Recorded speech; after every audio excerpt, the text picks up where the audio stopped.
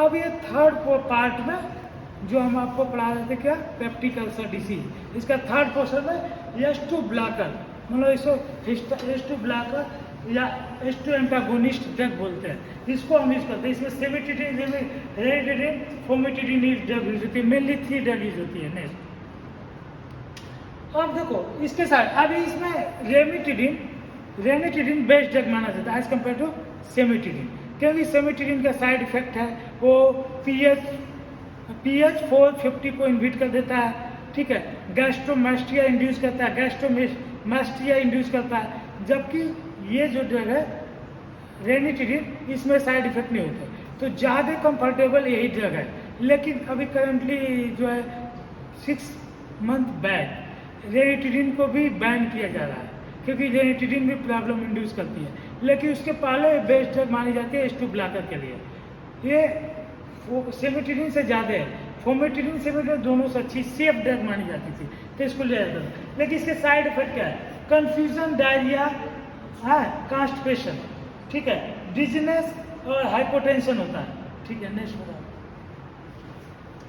और contraindication, cimetidine will be inhibit the metabolism of the enzymes and जो plasma conduct, जैसे metabolism है, metabolism क्या है, बायो ट्रांसफॉर्मेशन, तो कुछ ड्रग का मेटाबॉलिज्म इनहिबिट कर देती है। जब मेटाबॉलिज्म है तो उससे क्या इफेक्ट आएगा, किसी ड्रग का मेटाबॉलिज्म इनहिबिट हो गया तो उसका प्लांग एक्शन होगा, उसका कंसंट्रेशन बढ़ जाएगा, समझ रहे हो, उसका कंसंट्रेशन बढ़ जाएगा तो टॉक्सिसिटी भी इंड्यूस कर सकता है, ठीक है। तो ये प्लाज्मा कंसंट्रेशन बढ़ जाता है। जैसे बेंजोडाइजापिन, ये एंटी एंजाइटी ड्रग है, अभी बाद में आपको पढ़ा एंटी एंजाइटी बेंजो, इसमें डाइजिपाम आता है, लोराजिपाम, ये सब ड्रग आती हैं।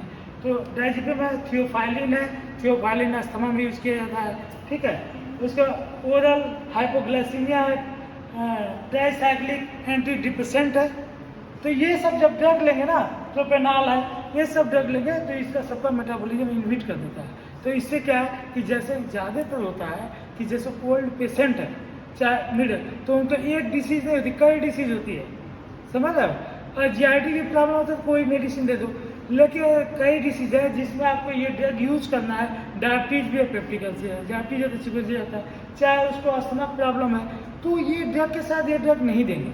यदि देंगे तो इसकी इफेक्ट अच्छे से नहीं आएगा या टॉक्सिक इफेक्ट आएगा, तो पेशेंट को रेशनल ट्रीटमेंट नहीं माना जाता है। पता है आपको, रेशनल ट्रीटमेंट का मतलब होता है कि मतलब उसको किसी तरह का प्रॉब्लम ना हो और वो ट्रीटमेंट के तरफ कोई टॉक्सिक इफेक्ट ना हो, मैक्सिमम सेफ्टी, मिनिमम इफिकेसी भी होगा तो चलेगा, लेकिन सेफ्टी मैक्सिमम होना चाहिए। इफिकेसी तो कम है, अब पता चला कि ड्रग के साथ ये दे दिया तो सेफ्टी मैक्सिमम नहीं हो पाएगी, इफिकेसी तो जो होगा सेफ्टी नहीं हो पाएगी पेशेंट की, तो ये रेशनल ट्रीटमेंट नहीं माना जाता है। नेक्स्ट, ठीक है। इसके बाद ये सिमेटिडिन का है, हाँ, सिमेटिडिन में ये ड्रग आती है पेन एब्डोमिनल अल्सर, और इसमें यूज किया जाता है। जैसे होता है गैस्ट्रोएसोफेगस रिफ्लैक्स, इसमें नहीं होता जो एसिडिटी रिफ्लैक्स ऊपर आती है और हार्ट बर्न डिसीज के तरफ जाया जाता है, नीचे करो थोड़ा, ठीक है। तो ये है सेमेटिडिन H2 ब्लॉकर, ये मैं बता दिया हूँ, ठीक है, ओके।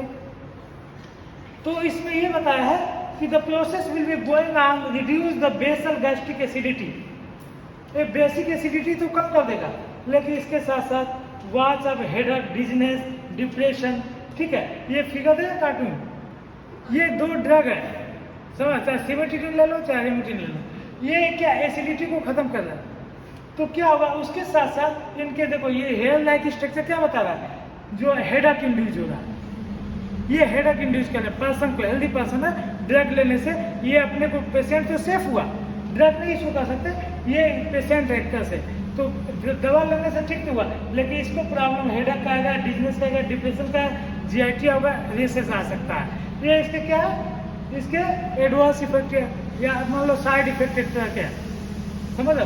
तो ये यही बताना चाह रहा कि पेन और ड्यूटेरियल अल्सर को तो ठीक कर देगा, लेकिन साथ साथ इसके साइड इफेक्ट आएंगे। नेक्स्ट, ठीक है, देखिए अब देखो एक्शन और ब्लॉकर है, ये सब बता ही दिया, हाइपर सेंसिटिविटी बढ़ेगी, ये साइड इफेक्ट डायरिया, कॉन्स्टिपेशन बता दिया इसमें, ठीक है। नर्सिंग इम्प्लीमेशन जो है मॉडिंग, इसको हम क्या करते हैं कि इसके लिए है तो कुछ और मेडिसिन लेके इसको ट्रीट कर सकते हैं। नेक्स्ट अब आता है प्रोटॉन पंप। हाँ चलो बताते हैं तो हाँ, प्रोटॉन पंप इनहिबिटर्स। जो प्रोटॉन पंप इनहिबिटर्स होते हैं वो प्रोटॉन, आपको पहले पता है ना एसिड रेगुलेशन में प्रोटॉन पंप से हाइड्रोजन निकलता है, हाइड्रोजन सीक्रेट होने का मतलब प्रोटॉन होता है। तो ये ऐसी ड्रग है कि ये बाइंड होती है इनरिवर्सिबली प्रोटॉन पंप पे, और उस इनरिवर्सिबली में कोवैलेंट बाइंड होगी। बाइंड होने के बाद उसको इम्पेयर थोड़ा कर देती है, तो वो पंप एक्टिवेट नहीं रहेगा, जिससे हाइड्रोजन रिलीज नहीं होगा। कोई रिसेप्टर कितना भी इन्फ्लुएंस करे, अगर आप ज़्यादा स्पाइसी ले लिया या आपको कुछ भी ऐसा प्रॉब्लम आया, आप जो है बाहर की चीज़ें ले लिया, तो एसिडिटी स्टिमुलेट होगी। रिसेप्टर एम रिसेप्टर, एस2 रिसेप्टर, गैस्ट्री, ये सब काम करेंगे। ये सब काम करके यह चैन को निकालना चाहे सीक्रेट करने में हेल्प करेंगे। लेकिन ये प्रोटॉन पंप को ही ब्लॉक करेगा, जहाँ से HCl या सीक्रेट होने वाला प्रोटॉन वहीं पर ब्लॉक कर देगा। तो कोई सब इनएक्टिव टाइप का वर्क करेंगे। बहुत सेफ ड्रग है, इसी को हम ज़्यादातर यूज करते हैं। इसमें ओमेप्राजोल और लेंसोप्राजोल, पेंटोप्राजोल 3 ड्रग मेन आती है।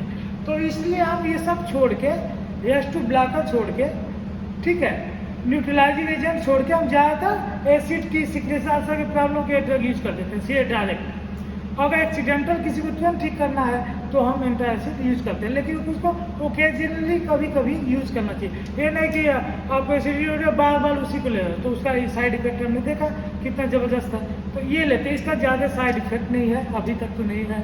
हाँ, बाद में रिसर्च होगी तो मे भी कुछ हो, लेकिन ज़्यादातर सेफ ड्रग है। तो ये इसका जो मेडिसिनल जो ट्रीटमेंट करते हैं, जैसे डॉक्टर फिजिशियन के पास आप जाते हो, तो ये क्या करता है कि जैसे आपको एसिडिटी है तो देगा ही देंगे, एसिडिटी नहीं भी है तो जब ड्रग देंगे तो ड्रग का भी रिएक्शन होकर एसिडिटी हो सकता है। तो उसको ठीक करने के लिए, उससे वजह से एसिडिटी ना हो, कुछ प्रॉब्लम ना हो, तो ये ड्रग साथ में हमेशा देते रहते हैं। कोई आपको डिसीज हो, जब 2-4 मेडिसिन प्रिस्क्राइब करेंगे तो इसके साथ प्रोटॉन पंप इनहिबिटर देते हैं ओरिजिनल ट्रीटमेंट के लिए, कि हो सकता है केमिकल जाएगा, रिएक्ट करेगा तो एसिडिटी इंड्यूस करेगा, तो पहले इसको हम दे दें। तो लगभग सभी ड्रग में जब फिजिशियन के पास आप जाओगे, फिजिशियन जो MD मेडिसिन होगा वो जाओगे, तो ज़्यादातर कोई आपको डिसीज है, आप दवा ओनली लेना है तो ये ड्रग दे देता है।